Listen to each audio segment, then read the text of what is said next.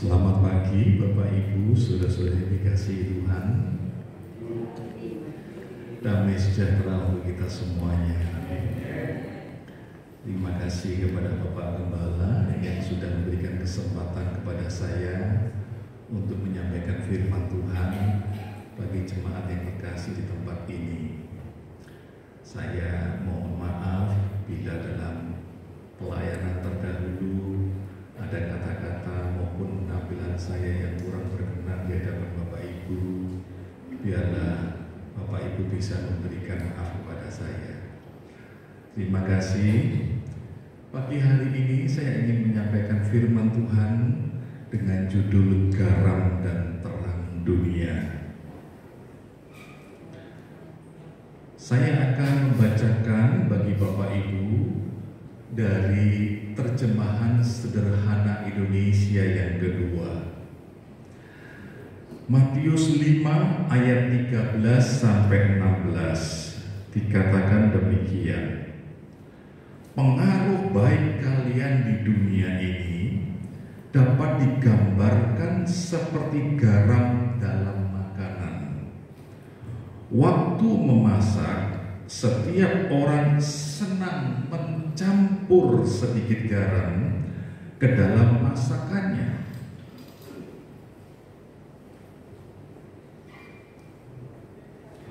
Tidak ada orang yang mau mencampurkan pasir ke dalam makanan kecuali sedang goreng kerupuk opil, orang Jawa bilang, ya, itu pakai pasir, ya. Karena pasir tidak mengandung rasa asin seperti garam. Oleh karena itu, janganlah kalian menjadi seperti pasir. Karena itu hanya dibuang keluar lalu diinjak-injak orang. Jadilah seperti apa? Garam.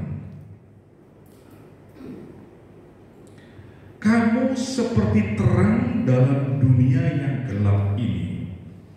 Jadi kamu seperti kota yang terletak di atas bukit. Terangnya bersinar dan kota itu tidak bisa disembunyikan. Saya highlight kata tidak bisa disembunyikan karena itu penting untuk saya jelaskan di khotbah saya nanti. Begitu juga tidak ada orang yang menyalakan lampu lalu menutupnya dengan tempayan. Tetapi lampu selalu ditaruh di tempat yang tinggi supaya menerangi semua orang yang ada di dalam rumah. Maaf, kurang. Tetapi lampu ditaruh di tempat yang tinggi supaya menerangi semua orang yang ada di dalam rumah. Begitulah hendaknya terangmu menyinari orang lain. Maksudku, biarlah orang-orang lain melihat perbuatan baik yang kamu lakukan, lalu memuliakan Bapamu yang di sorga. Bapak Ibu saudara yang dikasihi Tuhan, ini adalah salah satu khotbah Tuhan Yesus di atas bukit. Mari kita belajar bersama-sama. Tentunya Bapak Ibu sudah beberapa kali mendengar khotbah, beberapa kali membaca firman Tuhan ini, tapi izinkan saya menjelaskannya kembali agar firman Tuhan ini semakin menjadi darah dan daging di dalam hidup kita dan akhirnya terwujud atau mewujud di dalam kehidupan kita, perilaku kita sehari-hari. Yang pertama, saya akan menjelaskan apa maknanya terang dunia. Dikatakan demikian, kamu seperti terang dalam dunia yang gelap ini. Jadi kamu seperti kota yang terletak di atas bukit. Terangnya bersinar dan kota itu tidak bisa disembunyikan. Saya akan memberikan makna yang sederhana dari ayat ini Bapak Ibu, yaitu apa? Yaitu bahwa kehidupan orang percaya itu akan dilihat oleh orang lain. Suka nggak suka, mau nggak mau, sadar nggak sadar, hidup saudara dan saya ini dilihat oleh orang lain. Saya menggunakan gambar CCTV, ya. CCTV itu kan suka memantau, melihat keadaan, melihat perilaku, ya, orang atau mungkin hewan, ya, yang ada dalam cakupan, ya, cakupan penglihatannya dalam tanda petik.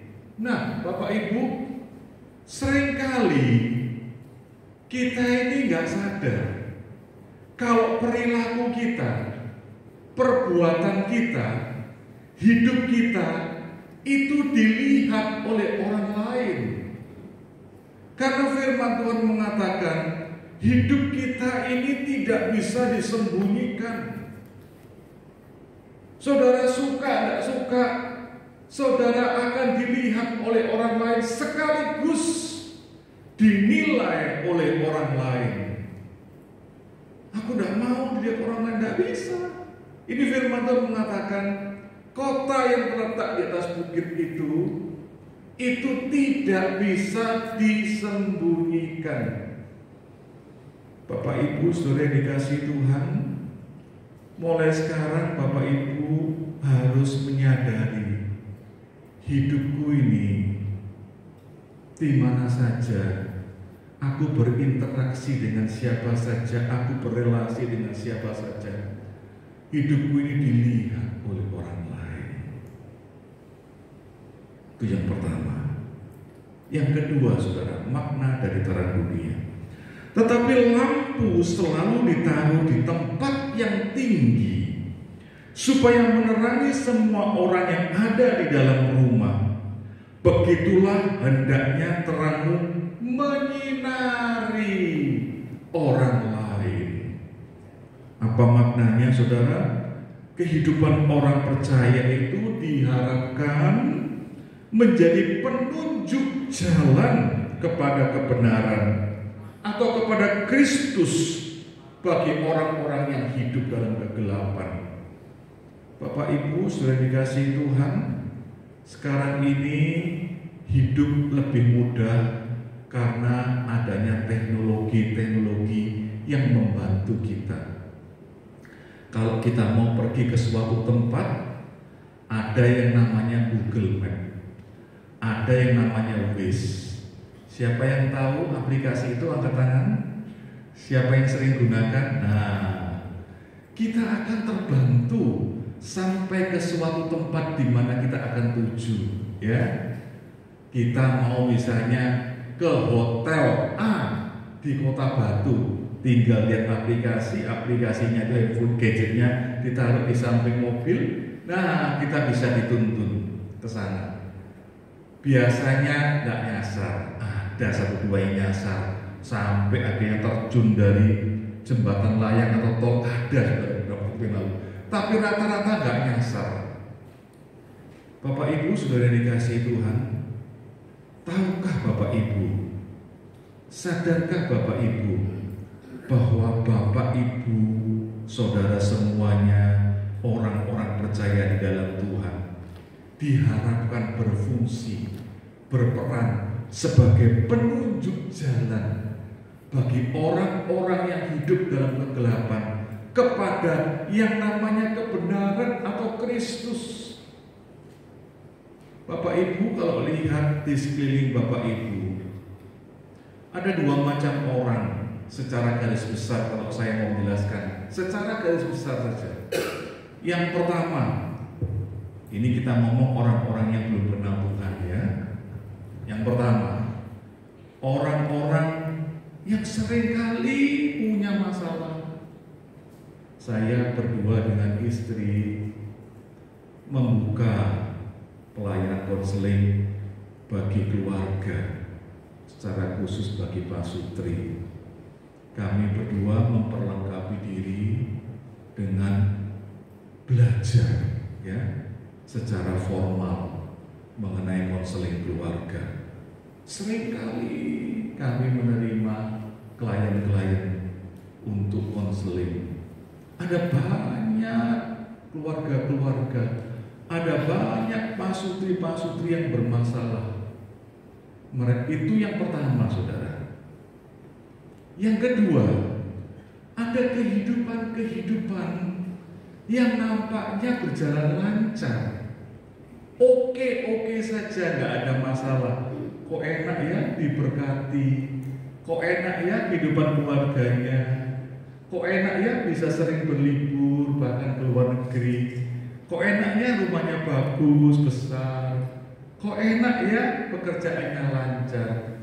Saya ingin beritahu pada Bapak Ibu saudara semuanya, mereka yang punya masalah maupun mereka yang kelihatannya tidak punya masalah dan kehidupannya kelihatannya lancar-lancar saja, tetapi semua orang yang hidupnya seperti itu, yang belum percaya kepada Yesus, tetap hidup di dalam kegelapan.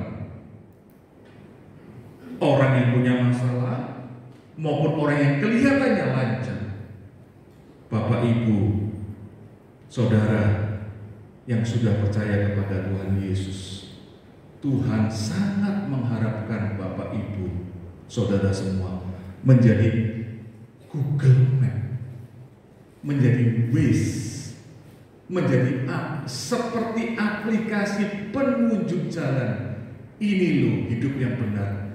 Baik kau yang punya masalah, seperti aku juga punya masalah, tetapi aku hidup di dalam kebenaran dan aku menuju kepada terang Kristus. Hidupku meskipun ada masalah, tapi aku menuju tempat yang kekal.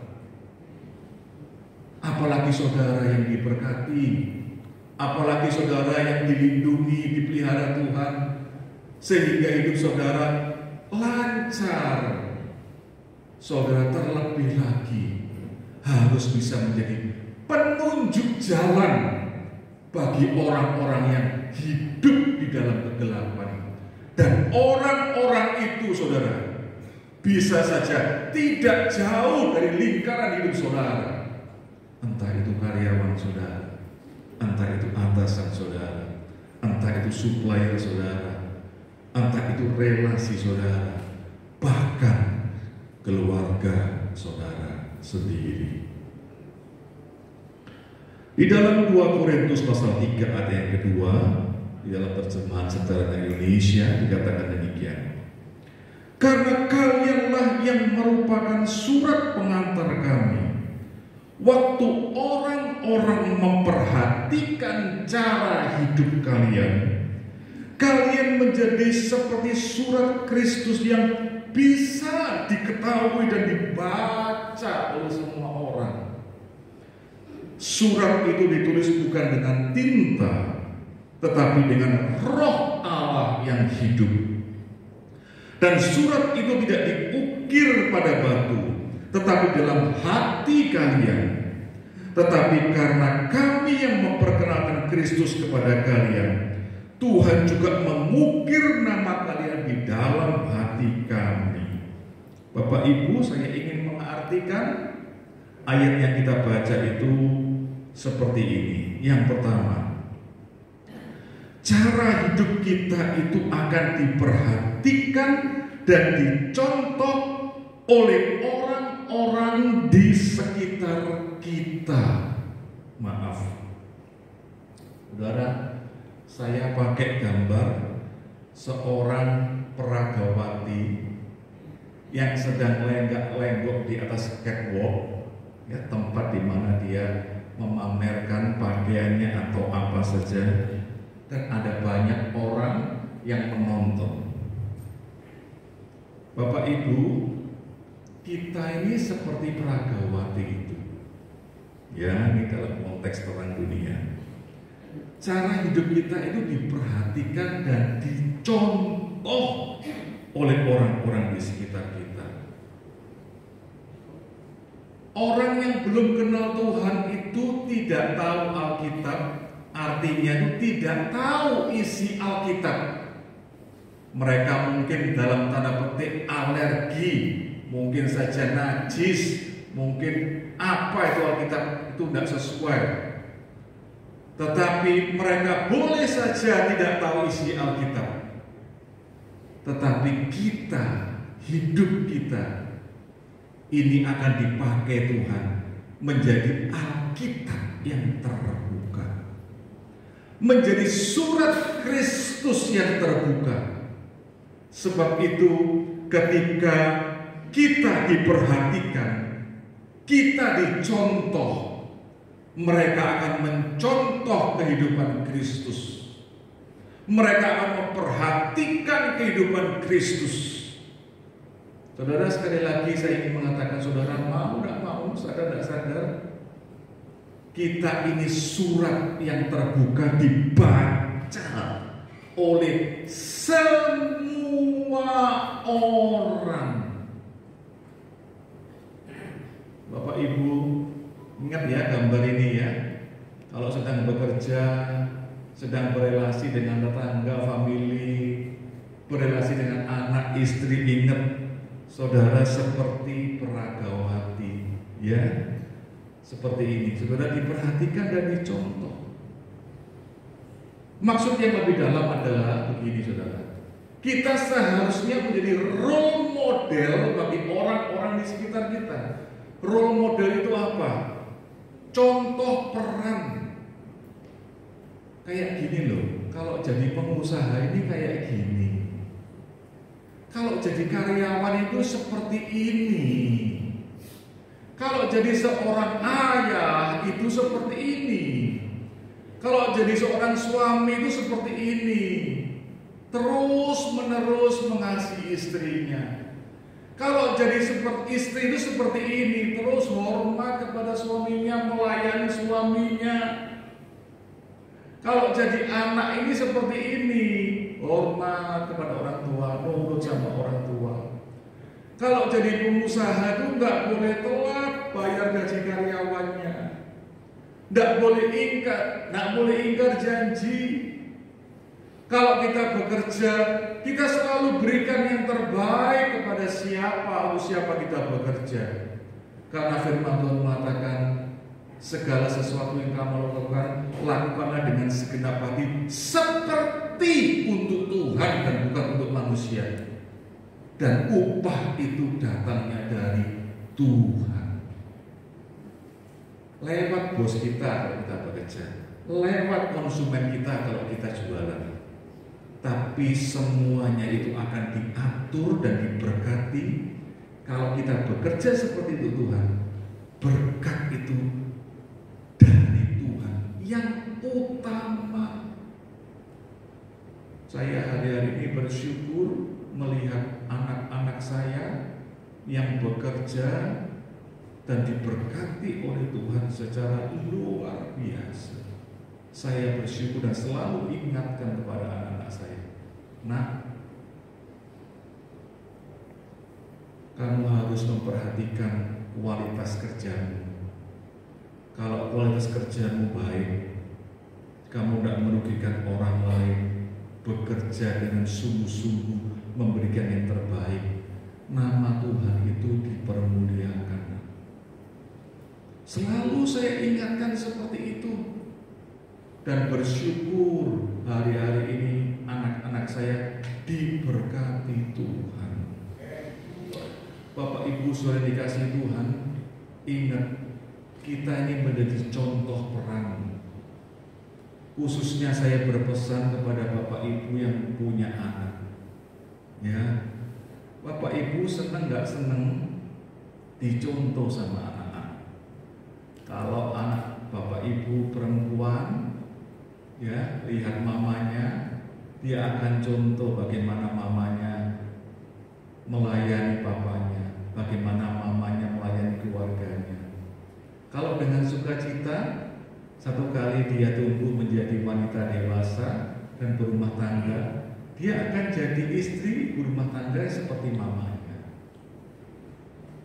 Kalau anak laki-laki lihat papanya, dia akan lihat bagaimana papanya memperlakukan mamanya.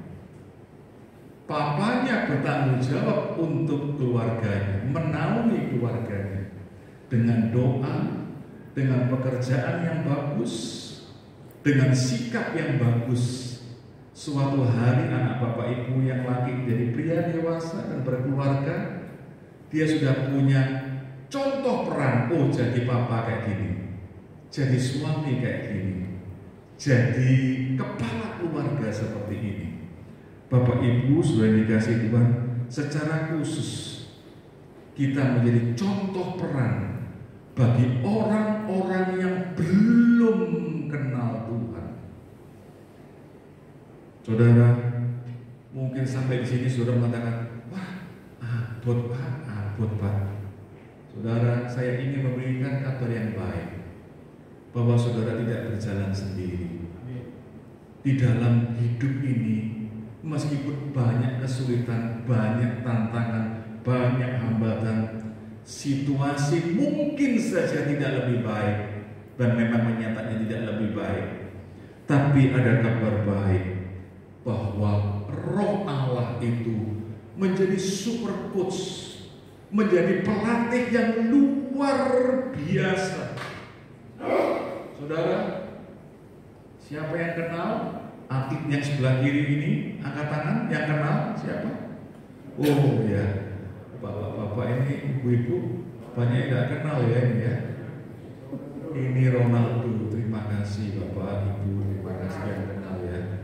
Bapak Ibu tahu enggak, atlet yang paling terkenal ini termasuk yang sangat terkenal, saudara ya.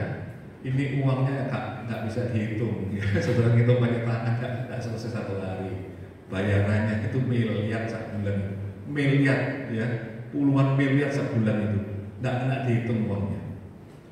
Yang hebatnya seperti ini, itu tetap perlu pelatih. Bapak Ibu sudah dikasih Tuhan, kita ini butuh pelatih untuk bisa menjadi terang, dilihat orang, dicontoh orang, menjadi Alkitab yang hidup bagi orang-orang yang belum kenal. Kita butuh pelatih, dan pelatih itu namanya Roh Kudus. Itu ada di dalam 2 Korintus tadi. Kita akan dilatih gimana kita ini hidup sebagai seorang pengusaha, gimana kita hidup sebagai seorang ayah, gimana kita hidup sebagai seorang itu. Kita dilatih oleh Roh Kudus. Sebab itu orang-orang yang suka bergaul dengan Roh Kudus, suka berdoa, suka baca firman Tuhan, mudah untuk dituntun oleh Roh Kudus, sehingga hidupnya sungguh-sungguh berperan sebagai terang, jadi contoh bagi orang-orang yang belum kenal Tuhan. Kalau Roh Kudus bilang ampuni, kasihi, beri, kita mesti taat. Karena Roh Kudus akan melatih kita menjadi semakin terampil, menjadi terang dunia ini, terang bagi dunia ini. Bapak Ibu sudah kasih, saya memberikan atensi khusus, perhatian secara khusus bagi para pemegang otoritas, bagi pemimpin, bagi figur publik. Saudara yang sebagai ayah, kepala keluarga, saudara sebagai pengusaha, saudara ada mungkin yang dikenal oleh banyak orang, ya, figur publik. Saudara mesti perhatikan sungguh-sungguh, jaga hatimu, jaga hidupmu, karena saudara itu diikuti oleh pengikut-pengikut saudara. Ayah diikuti sama ibu anak, pengusaha diikuti oleh siapa? Karyawan-karyawannya. Pemimpin rohani diikuti oleh murid-murid, pengikut-pengikutnya, anak-anak atau domba-dombanya. Kita ini mesti hati-hati kalau jadi orang yang punya otoritas, figur publik. Saya wanti-wanti kepada anak saya yang pertama khususnya, nak, kamu ini sekarang semakin terkenal, nak. Hati-hati nak hidupmu, nak. Kamu harus jadi berkat dimanapun dengan siapapun. Saya bersyukur Tuhan mengangkat, memberkati anak saya. Kalau di Surabaya, orang laki-laki yang suka mobil, yang suka lihat Instagram, medsos dan sebagainya, kebanyakan tahu usaha anak saya. Di pesawat dikenal. Saya ajak di kampung tukang bakso loh. Ke Bali naik mobil isi bensin, penjaga bensinnya bisa kenal sama anak saya. Hati-hati nak, kamu semakin dikenal banyak orang, kamu harus bawa hidupmu supaya menjadi terang bagi orang-orang yang belum kenal Tuhan. Bapak Ibu pemegang otoritas, punya jadi pemimpin, jadi kepala, ingat baik-baik, hidupmu itu punya pengaruh yang luar biasa, dan gunakan hidupmu itu untuk membawa orang mengenal Kristus. Maksudku, biar orang-orang lain melihat perbuatan-perbuatan yang baik yang kamu lakukan, lalu memuliakan Bapamu yang di sorga. Di dalam 1 Korintus 10 ayat 31 terjemahan sederhana Indonesia dikatakan demikian. Saya menjawab, apa saja yang kita lakukan. Perhatikan saudara, apa saja yang kita lakukan, baik itu makan atau minum atau hal yang lain, lakukanlah itu untuk memuliakan Allah. Saya sudah membimbing pasangan-pasangan pranikah di mana saya melayani, itu sudah lebih daripada 15 tahun. Saya selalu tekankan, apa tujuanmu menikah? Secara umum orang akan ngomong, aku menikah untuk bahagia. Itu umum. Tetapi Alkitab tidak pernah ngomong bahwa kita menikah itu untuk bahagia, tidak pernah. Tapi kalau menikah, salah satu tujuan menikah untuk memuliakan Tuhan, itu Alkitab berbicara. Salah satunya ayat ini. Apa saja yang kita lakukan termasuk ketika kita menikah. Kita menikah itu untuk memuliakan Tuhan. Kok jauh banget sih Pak tujuannya? Saudara mesti percaya ini bagian dari rencana Tuhan di dalam pernikahan kita. Bagi orang yang sudah menikah, kalau saudara punya mindset, punya cara pandang, aku menikah untuk memuliakan Tuhan, saudara tidak gampang-gampang ngomong kata cerai, pisah dan sebagainya. Saudara akan tahu persis Tuhan, aku menikah ini untuk memuliakan nama Tuhan. Tuhan tuntut aku gimana caranya supaya aku bisa memuliakan nama Tuhan. Termasuk saudara kerja, bukan sekedar untuk mencari nafkah. Saudara bekerja itu untuk memuliakan Tuhan. Kalau itu menjadi tujuan saudara, saya percaya Tuhan akan tetap menyertai saudara dan memberkati saudara. Tujuannya dulu harus benar.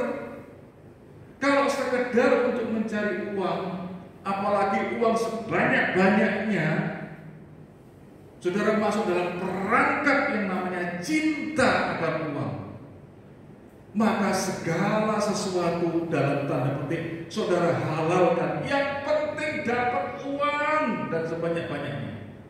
Tapi kalau tujuan saudara bekerja untuk memuliakan Tuhan, maka yang menjadi tujuan utama saudara gimana supaya nama Tuhan dipermuliakan, bukan dipermalukan.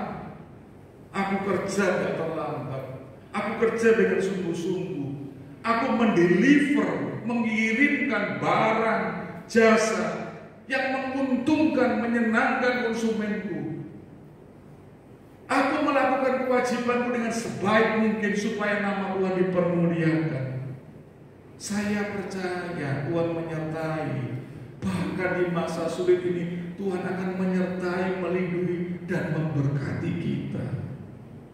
Bapak Ibu, yang kedua sekarang, tadi terang dunia ya, sekarang garam dunia. Pengaruh baik kalian di dunia ini dapat digambarkan seperti garam dalam makanan. Waktu memasak, setiap orang senang mencampur sedikit garam ke dalam masakannya. Saudara, ada 3 arti ya. Yang pertama,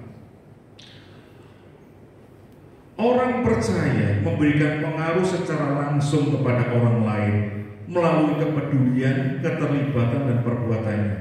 Garam perlu dicampurkan ke dalam makanan. Bapak Ibu, tadi kita sebagai terang dunia, kita ini cuma dilihat oleh orang lain, cuma dinilai oleh orang lain. Tapi kalau sebagai garam dunia, kita harus bercampur, berinteraksi, bergaul langsung, memberikan pengaruh secara langsung, seperti garam yang dicampurkan ke dalam masakan, dia lebur. Sebab itu orang Kristen itu perlu bergaul dengan semakin banyak orang, perlu berinteraksi di dalam keluarga, di dalam tempat kerja, di lingkungan-lingkungan tempat yang lain, klub-klub mungkin, klub bersepeda, klub olahraga yang lain, klub hobi-hobi yang lain. Justru harus bercampur, tidak boleh bertapa di gunung. Maka itu Petrus, Yohanes, Yakobus ketika Tuhan tak buatkan kemah di sini ya, kok enak ya Tuhan ya, di atas gunung ini ketemu engkau, Musa, Elia, enak sih. Tidak, Tuhan tidak mau. Tuhan pengen murid-muridnya dia turun, campur sama orang-orang. Itulah garam, saudara. Garam perlu dicampurkan ke dalam masakan. Saudara perlu bergaul dengan orang-orang di tempat kerja, di rumah, tempat kerja, di tempat-tempat yang lain, di dalam komunitas-komunitas yang lain. Saudara harus memberikan pengaruh secara langsung. Kalau ada saudara, ya, itu beda. Jangan kalau mereka yang guyonnya nempel ke pornografi, saudara makin menambah. Itu salah besar. Yang kedua, kehadiran, keterlibatan, dan perbuatan kita seharusnya akan memberikan kebaikan terhadap kehidupan orang lain. Garam itu memberikan cita rasa kepada makanan. Kalau makanan hambar ada garamnya, ditambahkan secukupnya, jadi enak. Saudara sekarang evaluasi kehadiran saudara di rumah, kehadiran saudara di tempat kerja, kehadiran saudara dimanapun juga, apakah memberikan pengaruh yang baik, hasil yang baik ketika saudara hadir. Dan pengaruh baik itu seharusnya terjadi di dalam rumah, di tempat kerja, di tempat-tempat yang lain. Garam itu akan tetap memberikan rasa asin dimanapun ia berada. Garam itu tidak pilih-pilih. Oh, aku di kaki 5 sekarang, di emperan, aku tidak mau kasih rasa asin. Tidak pilih. Wah, ini aku di hotel bintang 5, aku akan memberikan rasa asin karena aku dibeli dengan harga yang mahal, misalnya seperti itu. Enggak. Garam itu di mana saja, di kaki 5, di depot rumah makan yang terkenal, hotel bintang 5 yang paling terkenal restorannya, tetap memberikan rasa asin. Artinya apa, saudara? Saudara dan saya ini tidak perlu pakai topeng. Di mana saja, mulai dari rumah, saudara kan sama menjadi orang-orang, menjadi surat yang terbuka bagi Kristus. Saudara sebagai ayah, suami, istri, sungguh-sungguh memuliakan Tuhan, dan itu sama di gereja. Kalau di gereja kelihatannya bagus, tapi di luar juga harus tetap bagus. Ketika kerja, jangan sampai orang itu punya kesan, loh orang Kristen kok kayak gitu, kerjaannya kayak gitu, pelayanannya kayak gitu, merugikan, buat orang komplain. Loh kok beda, di gereja sampai tempat kerja kok beda, di rumah kok ya beda. Seharusnya sama seperti garam, di mana saja dia memberikan rasa asin. Kalau saudara tipe orang yang suka menjaga image, waduh kalau di gereja harus kelihatan bagus, kelihatan oke. Tapi ketika keluar topeng itu dibuka. Kalau di tempat kerja, sami mawon sama orang-orang yang tidak kenal Tuhan. Harus sama di mana-mana, saudara. Itu karakteristik garam, dan Tuhan Yesus sudah khotbah, kamu seperti garam. Saudara, ada satu quotes yang bagus. Evangelism is every day and in every way helping our non-believing friends to take one step closer to Jesus.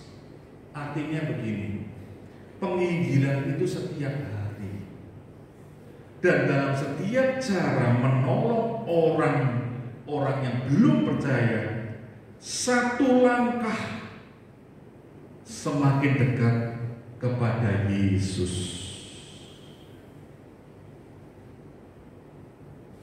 Jadi hidup saudara itu bisa jadi penginjilan.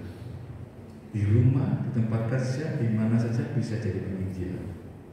Pertanyaannya, apakah cara hidup kita setiap hari menolong orang lain semakin dekat kepada Yesus, atau malah membuat orang lain semakin jauh dari Yesus?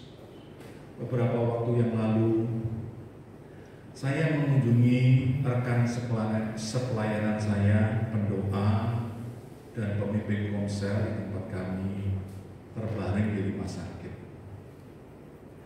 Setelah bercakap-cakap, akhirnya saya berdoa supaya Tuhan menyembuhkan segera. Selesai berdoa, Roh Kudus berbicara, ayo doakan orang atau pasien di sebelahnya. Jadi sekamar berdua. Saya mengunjungi bilik di sebelah yang disekat dengan tirai kelambu begitu. Saya lihat, banyak orang, saudara, ya, banyak orang, kira-kira ada 6-7 keluarganya. Saya mau berdoa, itu suaminya, ada salah satu pengunjungnya, itu suaminya, Pak, saya mau berdoa untuk ibu boleh? Silakan. Saya berdoa, kesempatan berdoa dan menginjil. Tuhan Yesus itu juru selamat, Tuhan Yesus itu penyembuh. Saya doakan, selesai, sudah. Berapa lama kemudian teman saya ini juga dipakai oleh Tuhan untuk menjadi penyalur berkat. Ada makanan dikirimkan kepada suaminya. Sampai yang terakhir mau keluar, dia dapat uang. Roh Kudus itu berbicara kepada teman saya ini. Uang itu kasihkan ke pasien sebelahmu, dikasihkan. Dan akhirnya bapak itu ngomong apa suaminya? Mbak, orang Kristen itu kok baik-baik ya? Saudara, saya dan teman saya yang sakit itu dipakai oleh Tuhan untuk membawa pasien dan keluarga itu selangkah lebih dekat kepada Yesus. Satu langkah. Sampai dia bisa ngomong, kita menyerahkan kepada Tuhan langkah selanjutnya. Siapa lagi yang dipakai oleh Tuhan untuk membawa dia lebih dekat lagi kepada Yesus? Seorang pengajar Alkitab yang cukup terkenal di Surabaya, di dalam kesaksiannya ketika dia berangkat ke luar negeri, bersebelahan dengan seorang anak muda, dan mereka akhirnya berdialog. Dan di dalam dialognya mereka akhirnya saling memperkenalkan diri. Ya, saya seorang pengajar Alkitab. Kamu agamanya apa? Oh, saya ateis, Pak. Kenapa kamu memilih tidak percaya ada Tuhan? Begini, Bapak mama saya ini bawa saya ke gereja mulai dari kecil, termasuk aktivis gereja. Tapi tiap hari dan sering sekali bertengkar. Dan saya berdoa kepada Tuhan bertahun-tahun, dan Tuhan tidak menjawab doa saya. Dan saya mengambil kesimpulan bahwa Tuhan itu tidak ada. Akhirnya remaja ini, pemuda ini dia mengambil keputusan untuk menjadi seorang ateis, seorang yang percaya bahwa Tuhan itu tidak ada. Papa mamanya termasuk aktivis gereja, namun sering bertengkar dan membuat dia tidak nyaman, tidak aman, menderita secara batin. Bapak Ibu sudah dikasih Tuhan, ingat, hidup kita bisa dipakai Tuhan untuk membawa orang lain lebih dekat kepada Yesus atau malah menjauh dari Yesus. Ayat yang terakhir saya bacakan, 1 Korintus 3 ayat 5-9. Jadi apakah Apolos, apakah Paulus, pelayan-pelayan Tuhan yang olehnya kamu menjadi percaya, masing-masing menurut jalan yang diberikan Tuhan kepadanya. Aku menanam, Apolos menyiram, tetapi Allah yang memberi pertumbuhan. Karena itu yang penting bukanlah yang menanam atau yang menyiram, melainkan Allah yang memberi pertumbuhan. Baik yang menanam maupun yang menyiram adalah sama, dan masing-masing akan menerima upahnya sesuai dengan pekerjaannya sendiri. Karena kami adalah kawan sekerja Allah, kamu adalah ladang Allah, bangunan Allah. Bapak Ibu, mulai sekarang sadar dan ingat terus akan firman Tuhan, dimanapun kita berada, kapanpun kita berada, dengan siapa kita berelasi, itulah penginjilan. Saudara harus menjadi terang, menjadi garam bagi dunia ini. Mari kita merenungkan firman Tuhan, kita naikkan sebuah lagu, Ku Mau Hidup Seturut Kehendak.